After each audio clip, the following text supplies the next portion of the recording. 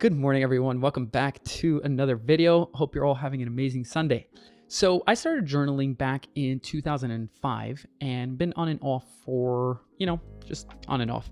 I've been pretty consistent, I would say, finishing a journal about every 6 months for the last, 5 years, something like that, 6 years.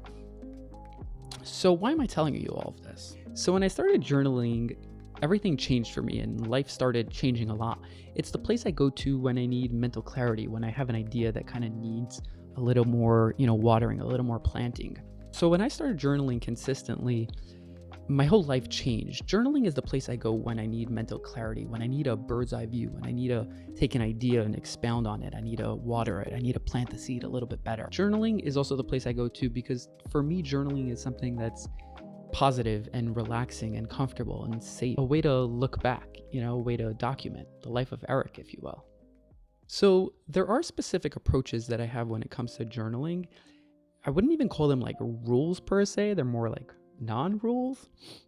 Let's go with that.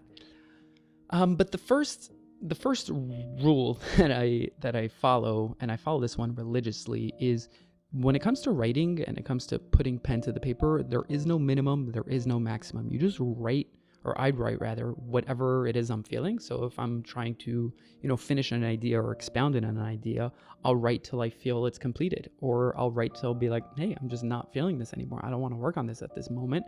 And I'll come back to it later maybe, or I won't come back to it at all. Sometimes life is chaotic and, things need to be written down and things need to be re-examined and, reviewed over. Other times life is just simple and enjoyable.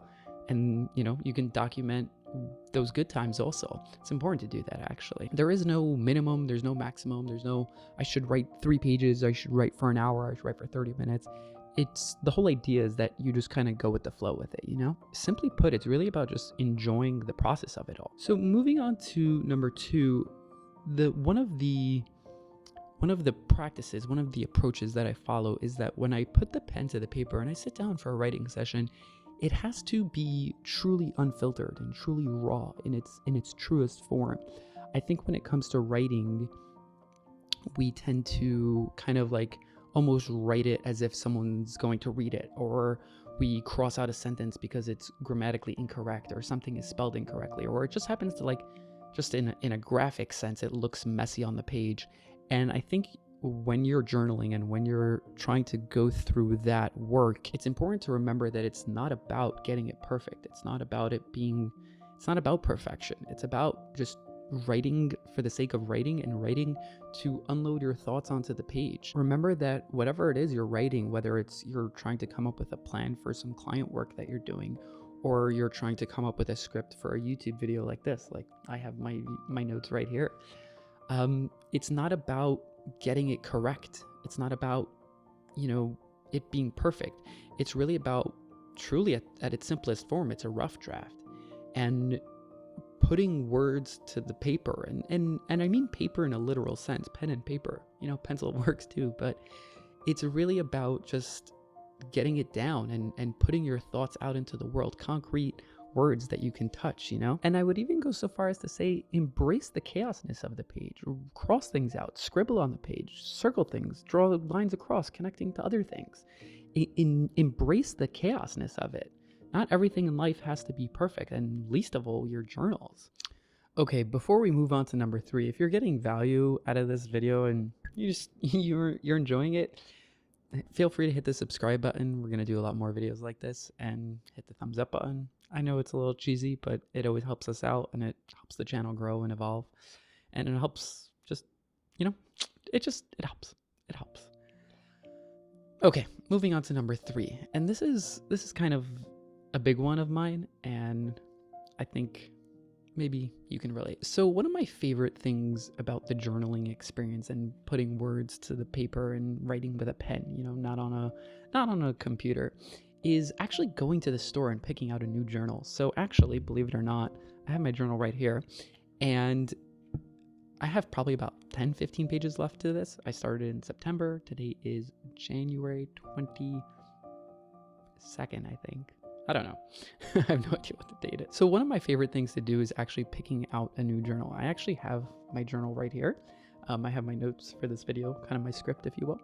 And I actually have about like 10 pages left to this. But one of my favorite parts about the whole journaling experience is going to the store to pick out a new journal. So in the past, I would go to Barnes and Nobles and get myself a coffee and walk around the city and peruse the shelves and pick them up, touch them, smell them, look at the journals and just see what kind of vibe I'm feeling for the next little while. So the point I'm making is that writing and having a place to put your ideas onto paper, it's not just about getting a little spiral notebook from the 99-cent store and, or Amazon or whatever it is, and just jotting them down. It's not a to-do list. It's a place for your soul to be put onto paper. And writing in a place that you enjoy and you like to look at and you like to feel it and touch it and feel it in all of your senses and pick it up and smell the pages. It's about having a place that you love to go to. And for me, from my own personal experience, having a journal that is enjoyable and I simply put, like, I like to look at, will make me want to write much more. In the past, I've picked out journals that I didn't end up liking, and it wasn't as of an enjoyable experience as it could have been. And now when I go to the store and I finish a journal and I go pick it out a new one, I really spend time just picking out one that I like. I know it sounds silly, but go buy yourself a journal that you actually like, something that makes you smile. Picking out a journal that I like and that I enjoy has really enhanced my documentation process, the process of documenting my life, writing about the chaos, writing about the good things, writing memories down. It brings it all together. Telling the tales of my life has really become more fun. Also, one more thing, I know it seems a little trivial, but buy yourself a good pen.